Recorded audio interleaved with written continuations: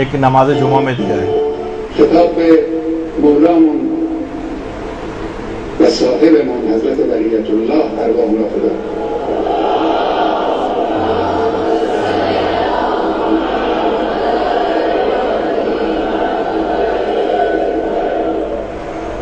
ای سید ما، ای مولای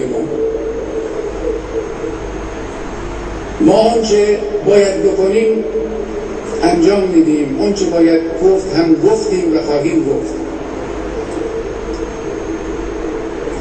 من جان ناقابلی دارم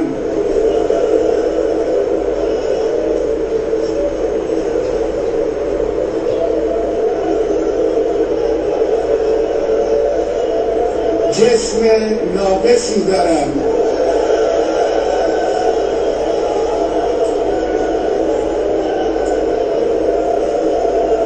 اندک آبرویی هم دارم که این رو هم خود شما به ما دادید.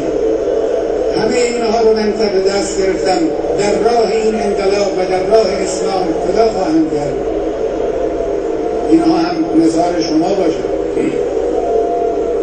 سید ما، مولای ما، دعا کن برای ما.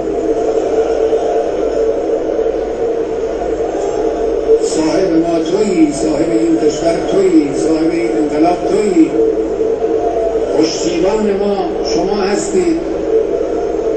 ما این راه رو ادامه خواهیم داد، با قدرت هم ادامه خواهیم داد. در این راه ما رو با دعای خود، با حمایت خود، با توجه خود پشتیبانی بفرما. بسم الله الرحمن الرحیم. اذا جاء نصر الله والفتح رأيت الله يحكم في دين الله